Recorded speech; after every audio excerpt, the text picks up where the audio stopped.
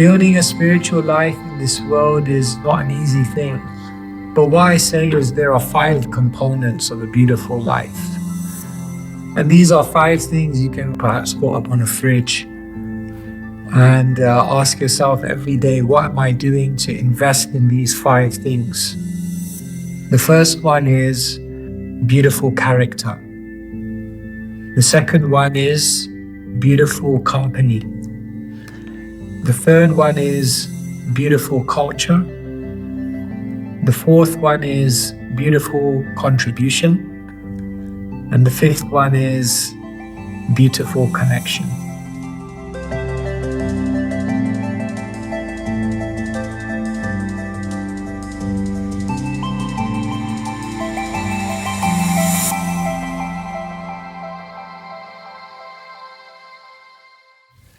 Well, thank you everyone for coming this afternoon, and it's really a beautiful space in which we can try and delve a little bit deeper. And our topic today is the information paradox.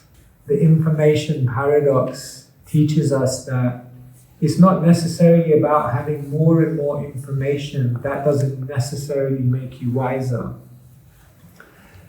When I was 18, I was on my way to university, and I was already on a spiritual search. And so I was planning and plotting to study philosophy at university. But then my parents convinced me to do something that would get me a proper job. And so I ended up studying information management. And that was actually my degree.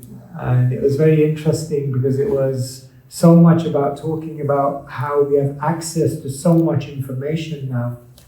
But the interesting thing is, there's 2 ways to get blinded. One way to get blinded is when all the lights go out.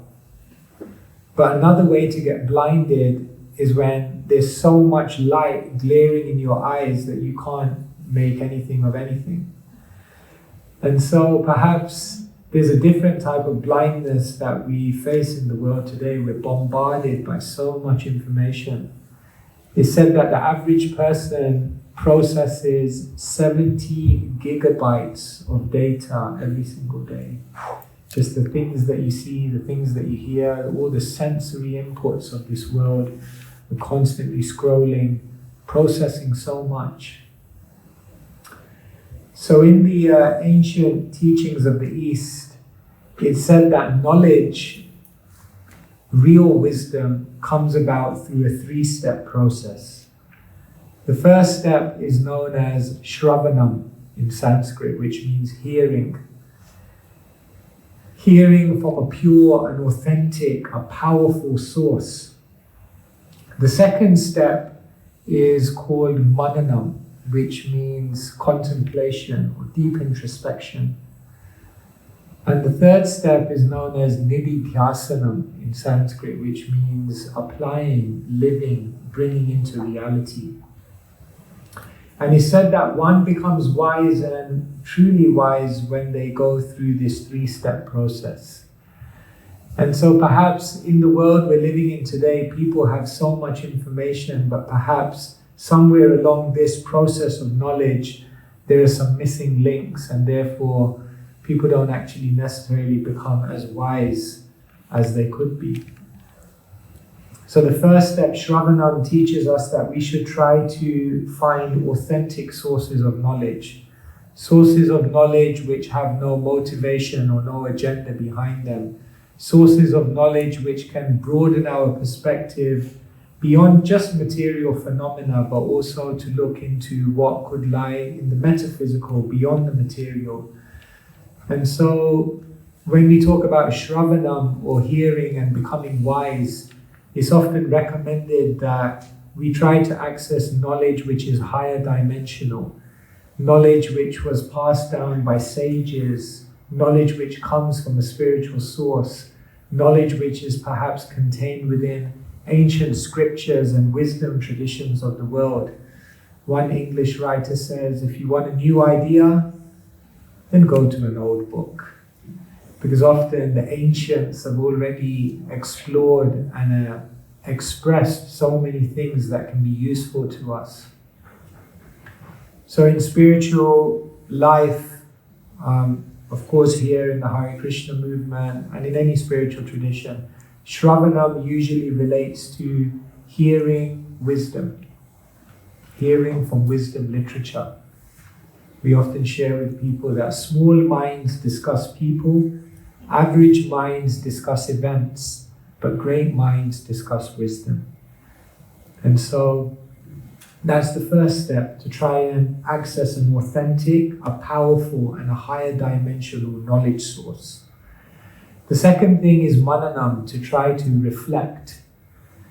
Oftentimes what happens is we have so much information coming into us, but we don't have the space in our life to actually reflect and introspect. Ayurveda is the ancient art of Indian medicine, and in Ayurveda it's mentioned that half of your stomach should be filled with solids, 1/4 of your stomach should be filled with water, and the final quarter should be filled with sweets. No, I'm joking. The final quarter should be filled with air. Yeah, because we need some space for the fire of digestion to take place. But what often happens in our life is we're so much in demand, so many things to do, that we don't have space to just sit and think. In social science, they actually talk about the theory of boredom. And they explain how years ago, people actually used to get bored.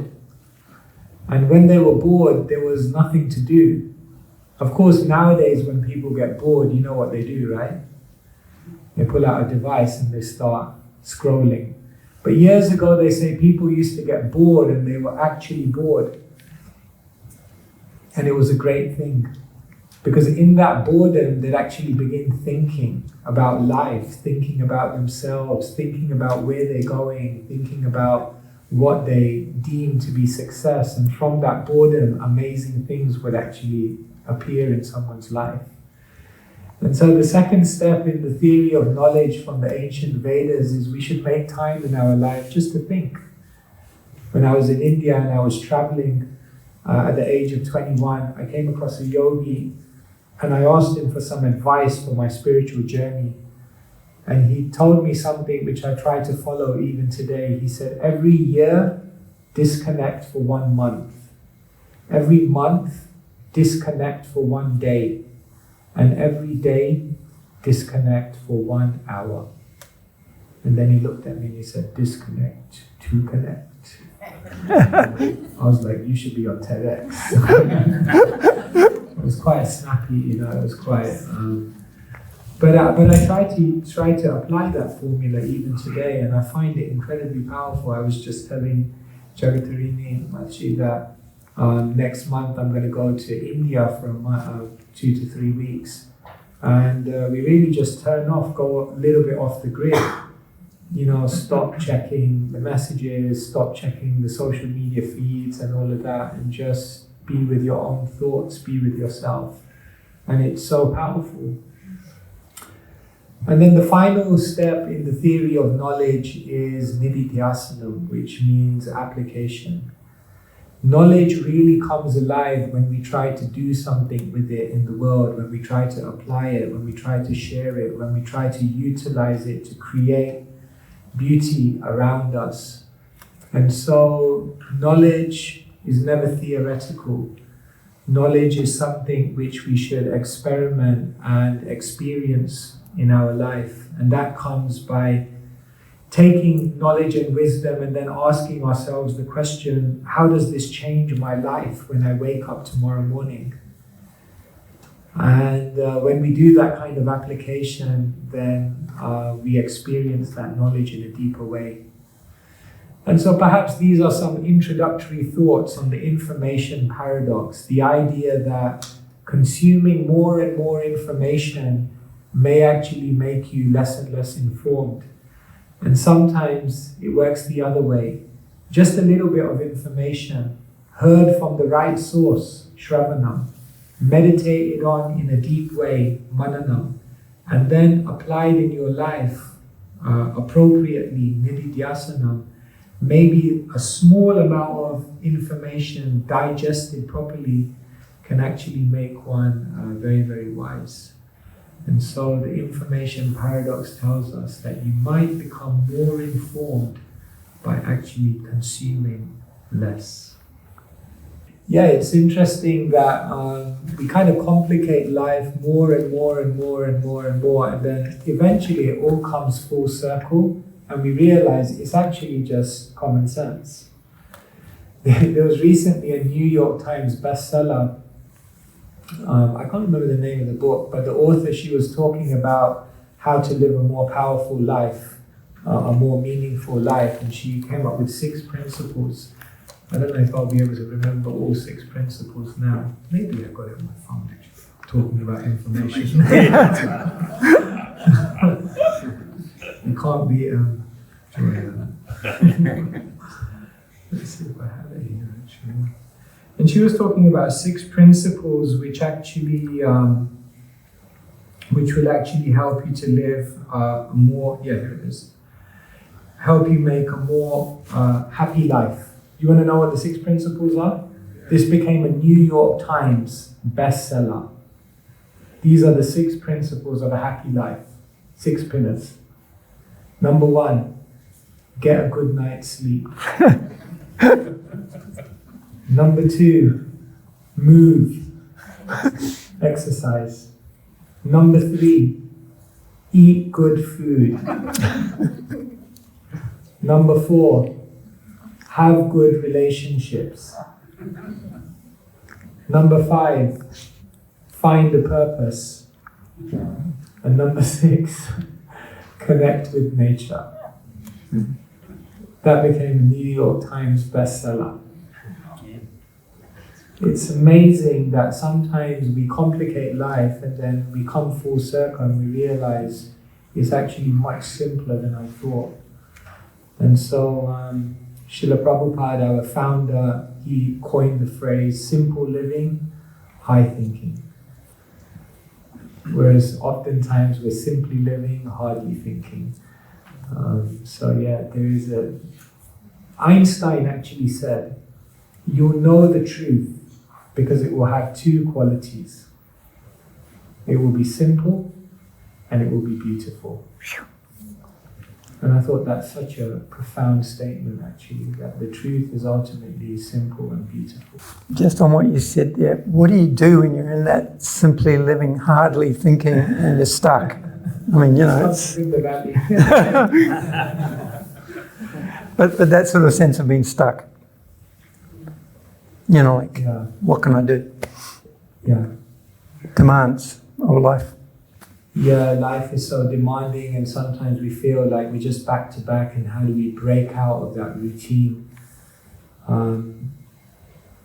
What I recommend many, whoever I speak to in different forums, is I was mentioning about disconnecting every day for an hour. And one of the most universal and powerful things that I've shared with people, that people have come back to me and told me like this has changed my life, is rising early. The morning is an incredible time. The sun is rising, and it's said that the sun is the source of all energy in the universe. And as we rise with the sun and take advantage of those early morning hours, which are incredibly peaceful and sacred, it's said that it energizes our being in a different way. And so I often recommend people join the 5 a.m. club. Before you join the 9 a.m. reality, join the 5 a.m. club. Otherwise, the 9 a.m. reality will become the 12 p.m. catastrophe. So then people ask me, but what should I do? What should I do when I wake up? So I say 1 hour, that's all I'm asking for. 1 hour of your life, and try it for 1 month. Between 5 and 6. 15, 15, 15, 15. 15 minutes, move. Like our friend reminded us. Do some exercise, some yoga asanas. Get the body circulating, get the blood moving. 15 minutes, meditate. Go within.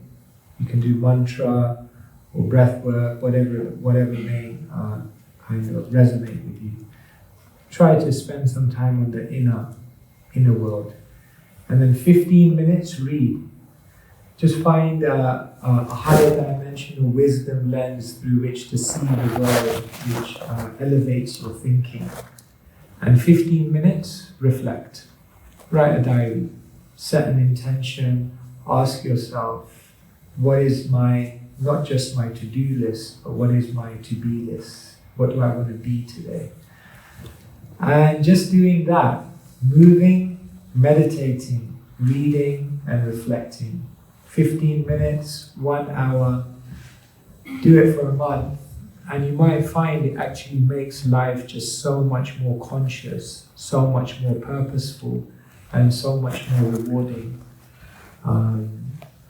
So that could be something that could be experimented with. Yeah, I was 18, I went to university, I was already spiritually kind of on my path.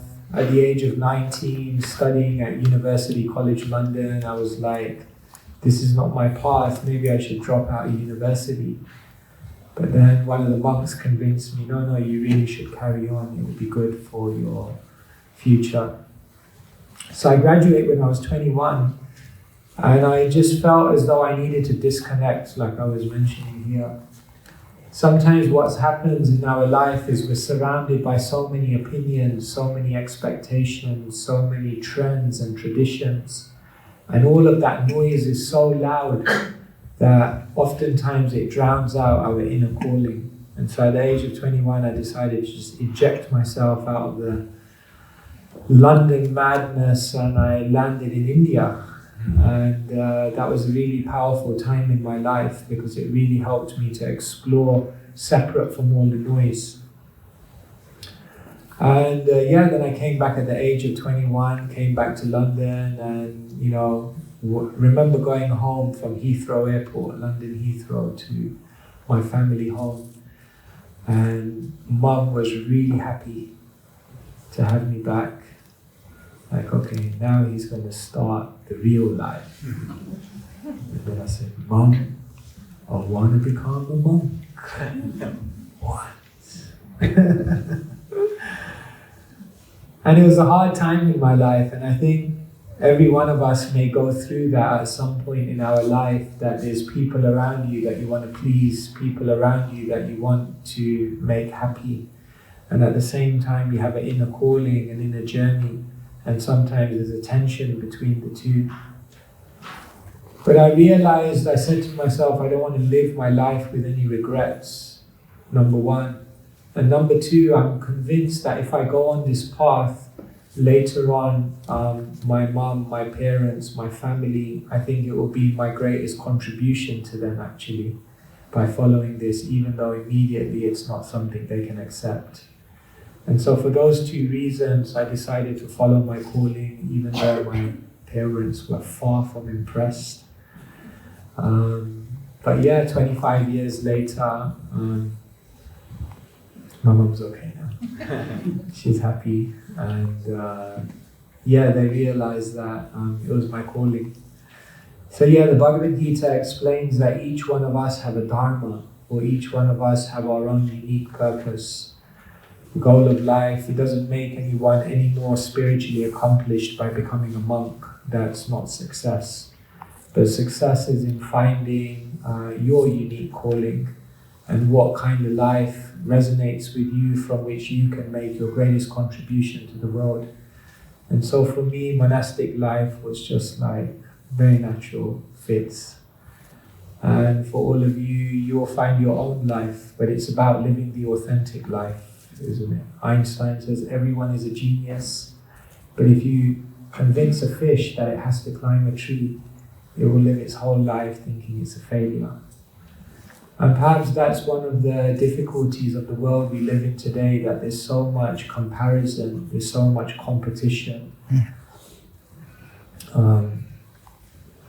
I often tell people, it's like, imagine you go into an exam hall and you haven't studied that much, and you're sitting next to the cleverest kid in the class, and you think, it must be arrangement.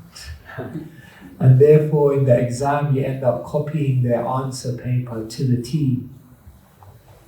You walk out of the exam hall, you think you've aced the exam, only to find out that everyone had a different question paper. And perhaps that's what we try to do in our life.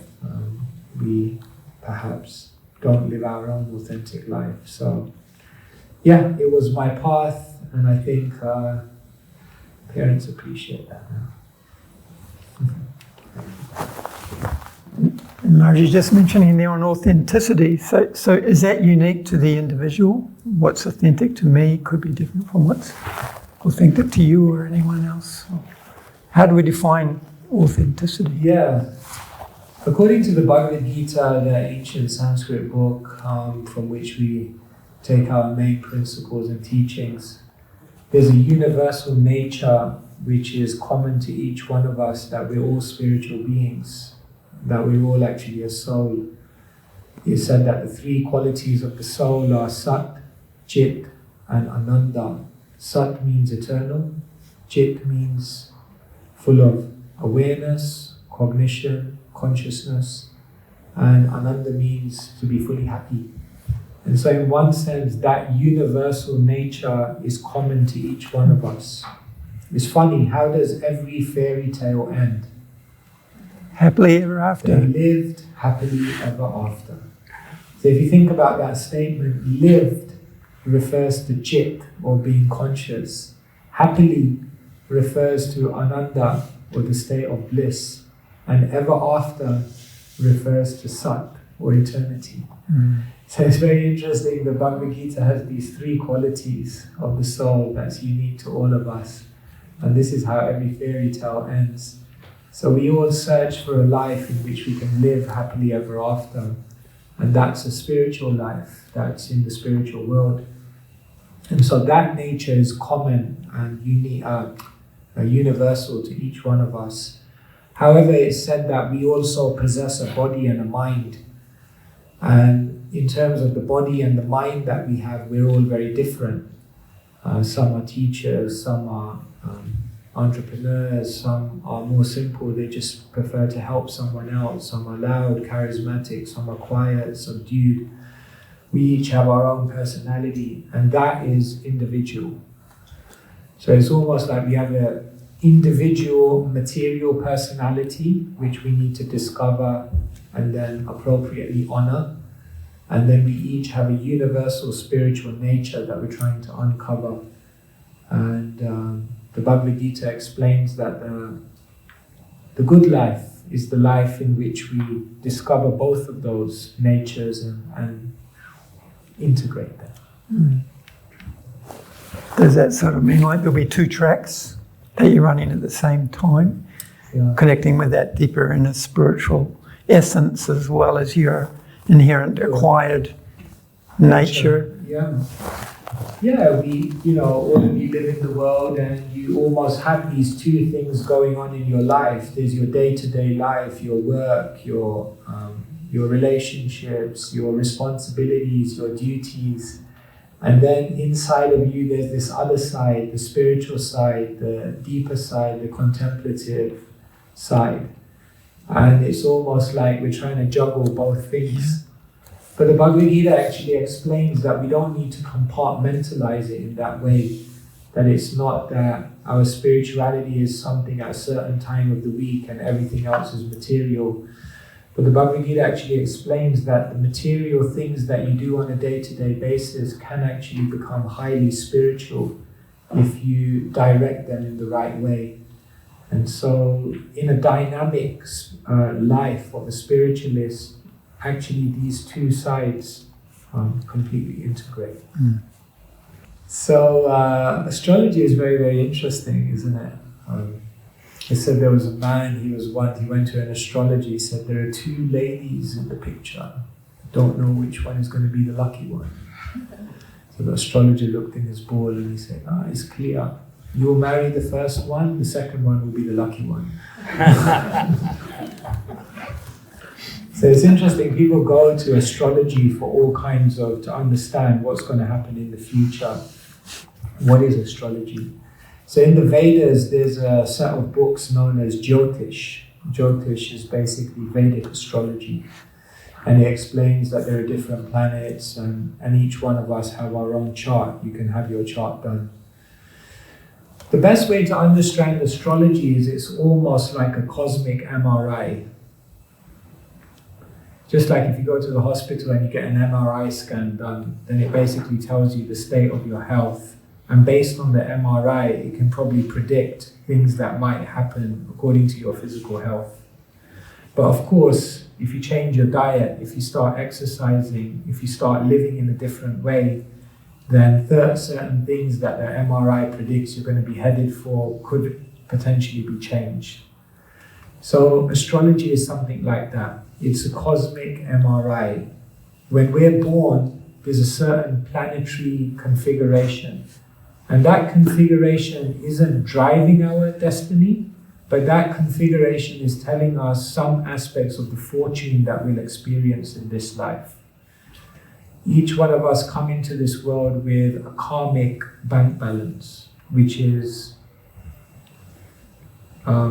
expressed through our astrology. In an ancient Sanskrit verse, it's explained that there are 4 broad aspects of karma. The Sanskrit verse goes like this. Janmeshwarya Shruta Shribir Eidamana Madapuman Nirvadhatya Vidatumve Tvamakin Chanago Charam. There's 4 broad ways to kind of determine your kind of destiny or your karmic influence in this life. One is Janma, the family that you're born in. Another one is Aishvarya, how much opulence and wealth and prosperity tends to come to you. Shruta means your intelligence and your cognitive ability, and Shri means your beauty. These 4 broad things kind of set the stage for our life, and our astrology can determine many of these things and predict. However, as Shakespeare said, all the world's a stage and each person is a player. So we are the player on that stage. And so astrologically and karmically, we may all have a stage upon which we're acting, but then we have free will. And so our karma creates the present stage, and how we act on this stage through our free will then determines the next stage. And so free will is always there. At any moment, we have the opportunity to look at our life and say, this is not how the story is going to end. We can change things around. And so, free life is an interplay of fate and free will. And no matter what choices we've made previously that's creating our present situation, we always have the opportunity to redesign our future like that. Yeah, life is like an emotional roller coaster. It's once I was driving and there was a car and it had a sign, "Do not disturb, already disturbed." We kind of like that, no? Even all of us are sitting here. We're all sitting here, but so many emotions are going through our minds. Like, when is this guy going to finish? So we're constantly disturbed. Actually, in the Sanskrit ancient Bhagavad Purana is mentioned like that. Alpa, Drutaha, constantly disturbed. So when emotions come, we tend to, as you mentioned, go to extremes. Either what we do is we let it loose and we just impulsively begin to act on those emotions, which clearly brings problems. The other extreme we tend to do is we lock it up and we just try to ignore it, hoping that it will go away, but it grows and grows within us like a pressure cooker, and then eventually just pop. So the ancient teachers explained that we have to go for a middle route, which is not to let it loose, not to lock it up, but to learn how to process. We have to process our emotions. Accept, I have this emotion, I am angry about this. I don't need to do something about it, and I don't need to ignore it, but I am angry. And then what we do is we try to do 2 things with that emotion. One is what we train ourselves to do as spiritualists is try to see that emotion through the intelligence. Oftentimes what happens in our life is our emotions are so high and our intelligence almost fades into the background. But by studying spiritual wisdom, by having spiritual company, by having spiritual discussion, what happens is our intelligence becomes very strong. So when anger or an emotion like that comes up, the first thing we do is we try to say, yes, I have this emotion, but now let me dispassionately look at it through my intelligence. And so the first thing that we really need to exercise in our life is our intelligence. It's amazing. We exercise our body, we exercise so many things, but how much do we exercise our intelligence? So that's the first thing. And the second thing which happens, or which we then encourage people to do, is to talk to someone about it. Oftentimes, just to express one's emotions in a safe place with someone who can give us a higher dimensional perspective, just talking about it actually helps to process a lot of that emotion. And so I guess there could be many, many other things we could say, but those are perhaps two immediate things we can do to have better emotional management. See the emotions through the intelligence and discuss the emotions with someone who can give us a perspective that we can't see. If you want to add anything How do you exercise your intelligence? How do you exercise your intelligence? I'm very curious. I was listening at exercising my intelligence. Yeah. Can you give me some exercises? Some exercises, yeah. Come to the wisdom tree on Saturday. Yeah. Well, I think the first thing is I mentioned great minds discuss wisdom. So I think the first thing is interfacing with new ideas. What often happens is we tend to surround ourselves with the ideas that we've already accepted. So we kind of surround ourselves in an echo chamber. And sometimes we don't challenge ourselves. What I do now is, like, for many years of my life, I was not on social media, thank God. But then a few years ago, I decided to go on social media, thank God, for both. And just to kind of reach more people. But the occupational hazard of being on social media is that there'll always be about 10 people who disagree with you. Only 10? Only 10. That's how much of an influencer you are. So it's very interesting that people express contrary opinions. And what I've trained myself to do now is actually confront people who have a different opinion. And instead of defending myself, instead of running away from them, instead of trying to defeat them, just to say, tell me. I'm all ears. If you have a better idea, the best idea wins. And it's very powerful, actually, to wrestle with opinions that are contrary to your own and to challenge yourself. And so I would say the first thing that's very good to do to exercise your intelligence is expose yourself to ideas and wisdom and ways of thinking that you've not perhaps previously interfaced with. So I think that's very good. And then I think the second thing is reflection, as I was mentioning before, that I think we exercise our intelligence not by putting just more and more information, as I mentioned also, but by actually trying to think about that information and tally it with our experience of life and just kind of clarify our own thoughts and our own ways of looking at things. For 25 years, I've written a diary, a journal. And it's very powerful because when you journal, what happens is you almost take your mind and you kind of put it right here in front of you and you see your mind. And it's very, very beautiful because what I found is that when I work with my words here, and when I edit the sentences or kind of, I feel like as I'm editing the words of my diary, I'm kind of editing my own consciousness. It's very profound, actually. And so I found that journaling, reflecting, and just having inner dialogue is also a way to exercise your intelligence. So I guess these could be two amongst others. Thank you very much. Yes. Sorry. Oh yes. Alison, then Sunny. Alison. For many years, I have been reflecting myself about destiny Destiny. and free will, because many times happen in our life, and you just see like, oh, that's the destiny.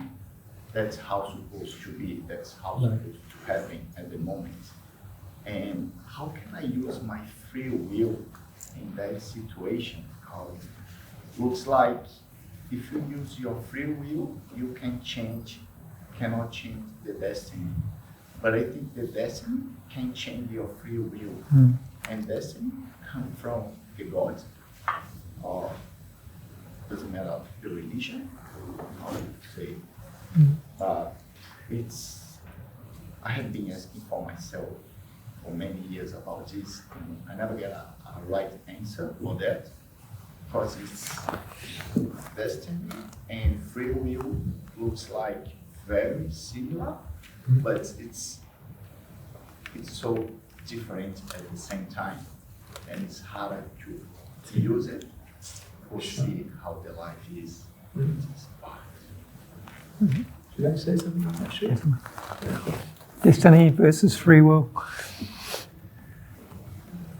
Yeah, as I was mentioning, destiny perhaps is an interesting word because destiny has a sense of we're powerless. So in the Vedic teachings, we generally don't use the word destiny, but what we use more is the term karma. So the idea that we are all going through things that we're meant to go through, and that these experiences, events, and emotions that we experience are coming to us for a reason. So definitely our karma and where we land up in this life and all these things that we're surrounded by, situations, definitely that has an effect on our consciousness, our use of free will. For example, if someone grows up in a very troubled family, in a very difficult situation, then naturally their free will is kind of influenced by that, and they tend to make decisions based on their upbringing. So definitely there is a sense in which karma reflects one's use of free will. But the idea of the Vedic scriptures, coming back again, is that free will at any moment can be utilized by a soul to change the whole situation around. Our free will is influenced by our karma, but our free will is not controlled and subjugated by our karma. Therefore, even sometimes two individuals that have the same influences in their life may act very, very differently, because that free will is always there. We tell the famous story of two children who were born to an alcoholic father. And one of the children grew up to be an alcoholic, and the other child grew up not to drink one drop of alcohol. And so they went to the first child and they said, "Why did you become an alcoholic?" He said, "My whole life I watched my alcoholic father." And they went to the second child who never touched one drop of alcohol. They said, "Why did you never touch a drop of alcohol?" He said, "My whole life I grew up watching my alcoholic father." In other words, both are being influenced by the same thing, but we do have a free will, a volition, to kind of respond how we want to respond. And so that free will is likely the essence of life. Because if we didn't have that free will, then we'd just be robots. And then life would almost become meaningless. So, some thoughts. It seems like what you're saying is that the free will is the power to respond to something. The destiny, in that sense, is like the circumstances. But how I have freedom in how I respond to it. There's something inherent in me that allows me that freedom to respond this way or that way, even though the influences may tend to push me in a certain direction. There's always a degree of possibility of a different response. And the more that you're reflective, or what you're saying, training your intelligence, means that you become aware that you have a spectrum of possible responses rather than just one. Can I add to that? Yes. I'm a twin, but then we're not twins. We're paternal twins, and exactly that scenario runs true. That my sister and I are so different, but we've experienced the same family life. So that's exactly right. We've got our own free will from our past lives, or whatever you believe in. So you've brought all that stuff in. So it's really interesting. We're paternal twins, but we are so different. I'm the quieter one, or I've worked through self-confidence and self-respect from what happened in my childhood. And it's interesting what you could have been, like you say, but at that time when you are low in your life, you don't usually make the right choices because of your shame or what have you. But when you've got confidence in yourself, your mind seems to be, as you've spoken, Swami, you're wiser and you're more likely to make better and right choices for yourself. So it's true that we all individually have different aspects of ourselves. So there's no competition because we're all individuals, so we're all important in our own way. So yes, thank you so much for bringing that. It's true. So don't compare with anybody because we're all on our own path. We've all got our own gifts. So yeah. Thank you. Thank you for sharing. Sunny. Just a question. You mentioned it earlier, the truth that really attracts you should be simple and beautiful. In your own words, can you share your love for the path that during that time? What made you choose? In this one world, like you said, the very foundation of the stuff is information. Yeah.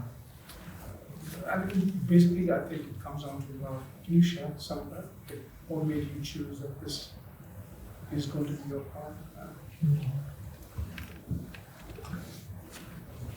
Yeah, I think when I grew up, I was an avid reader, so I liked reading lots of different things and digesting all kinds of ideas and information. And at one point, I was reading like a book every 2-3 weeks. Like really exploring. What touched me about the Bhagavad Gita was two things.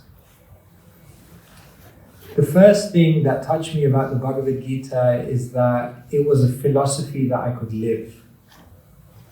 This is like, I was studying so many philosophies and so many different wisdom teachers, and it all sounded good, but it was almost like, well, how does this change my life when I wake up tomorrow morning? What do I do about this? Whereas the Bhagavad Gita I felt to be very, very practical. It gave me a very, very specific way of actually crafting a spiritual life. And that for me was exciting because after some time just being in the head was getting a little like, I don't know, I'm just going around in circles here. I want to actually experience something. And so that's what attracted me. And then when I did apply it, I was mentioning this, Einstein said it's beautiful and it's simple. I actually found that through spirituality, I could experience happiness in the most simple things. the most simple things would bring great joy and satisfaction. And so that kind of convinced me that, it's not about experiencing more, it's about experiencing deeper. And spirituality is the way in which I can experience deeper. I think the world we're living in now is people are always trying to experience more. They're trying to expand their options, expand their desires, expand their horizons. And it's almost like a successful life is a life in which you've got every option at your fingertips. And so the whole movement of the world is to try to experience more. But through spirituality, what I found is that I was getting the opportunity to experience deeper. And then I realized it's not about expanding the options. I've already got everything I need in my life. I just need to experience it deeper. And that's why this path of Krishna consciousness and spirituality kind of captured my imagination, and I continue to try to go deeper to this day. Some thoughts on this? It's interesting that talking about going deeper, but it occurs to me it's almost like in the modern world we confuse stimulation with happiness. So if I'm unhappy, I need more stimulation, more activity, more, give me It's how to Integrate. the dynamic tension. Am I supposed to become a monk like the Swami? You have vacancy to fill.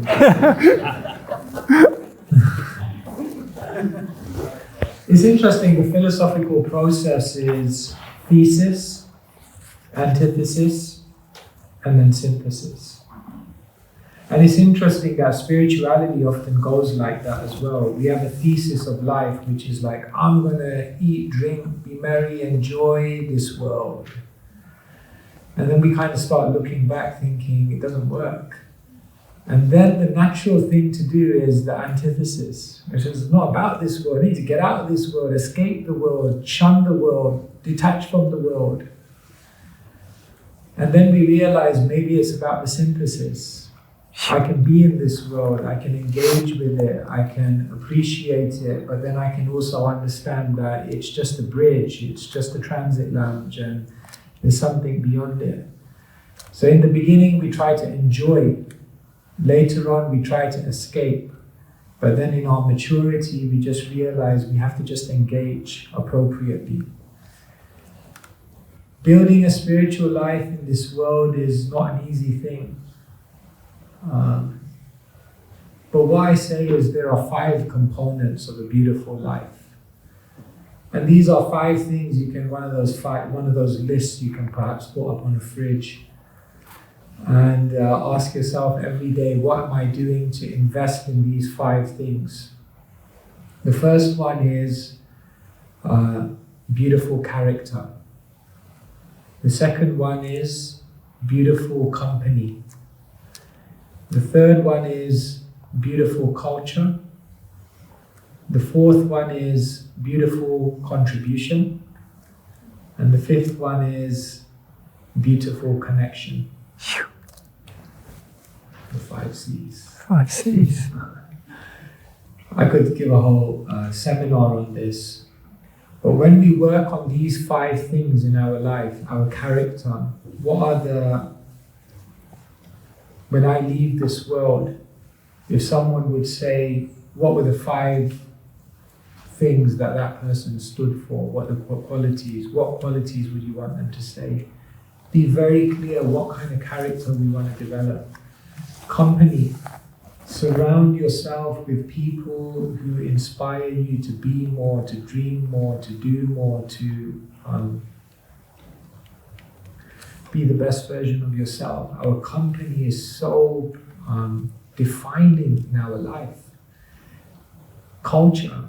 What are the habits? What are the environments? What are the narratives that we surround ourselves with that drives our consciousness? Contribution. What do we want to do to give back in the world? What do we want to do to make a difference? What legacy do we want to leave? And connection, what kind of spiritual connection are we making? What are we investing into that on a daily basis?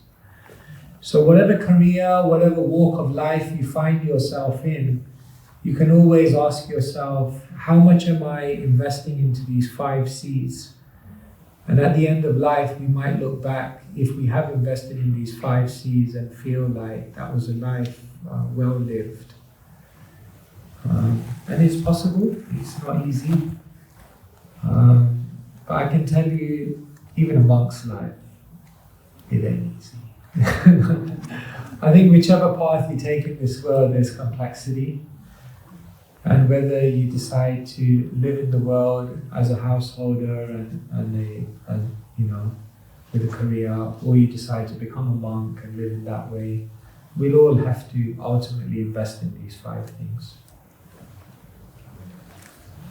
Well, Thomas, then Daryl. Thomas.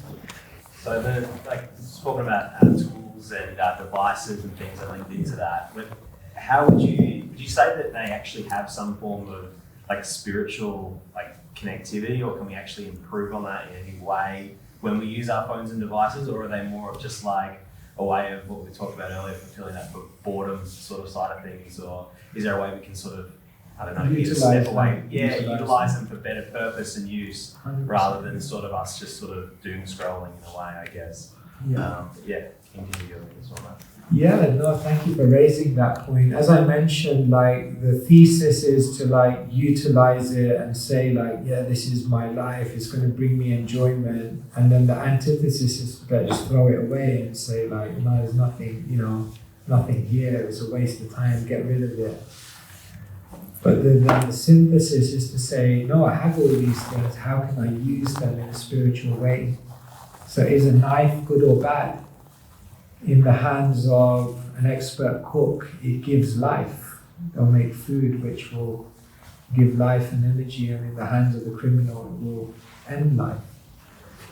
So it's all about utility, and it's all about having the presence of mind to understand how can we utilize this in an appropriate way. Therefore, we tell people, are you using your phone, or are you being used by your phone? It's not that spiritualists don't own anything, it's that they're not owned by anything. And so what often happens in our life is we end up being used by these things instead of. So I think you're totally right, we can. And here I am. iPhone. Connected. But it's an 11.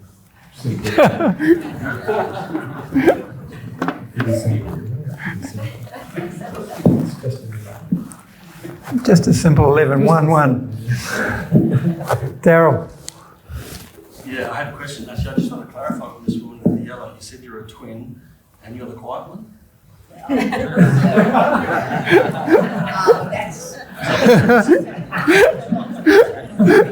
I'm enjoying your wisdom. I just want to ask you about Dr. Gabba Matei was here in Perth. World's expert on trauma. Yeah. He says that trauma isn't the event, trauma is the way you chose to respond to the event. And I'm wondering, his message is all about illness and the idea that any kind of disease in the body is a manifestation of some sort of trauma or anxiety or some childhood that didn't work or something unresolved within the body will manifest in the physical. Does that work with your teaching? Yeah, thank you so much. Yeah, definitely. So in the Vedic teachings, there's an ancient verse: Bhumirapo nalobayu kamayo buddhirevacha ahankarai diyame bhina prakritirashtata. This verse explains that the creation of the material world is founded upon 8 basic elements. 5 are gross, tangible, and 3 are subtle. So the 5 gross are earth, water, fire, air, and ether. And the three subtle are mind, intelligence, and ego. And it's interesting in the Vedic kind of account of the creation of the world, it's explained that elemental creation always happens from the subtle to the gross. And therefore the most subtle element is sound. And from sound, for the most subtle of the gross elements is sound. And from sound comes water, air, like that, air, water, fire, like that. So definitely there is a sense in which everything begins in the mind, everything begins in the subtle. We often have that experience as well, that whatever we meditate on, whatever we contemplate, whatever we constantly think about, gradually that consciousness creates the reality. And so, of course, in the world now we have things like manifestation and this idea that, you know, if you have a certain mindset, then you can attract the same frequency. Of course, could give another talk on the secret, but because we do believe there's truth to that, but we believe there's more to the secret than might be documented in those books. But yes, the principle stands that definitely what we think about, what we meditate on, what we're constantly contemplating within our mind will gradually manifest on a more tangible, physical level. Thank you, Swami.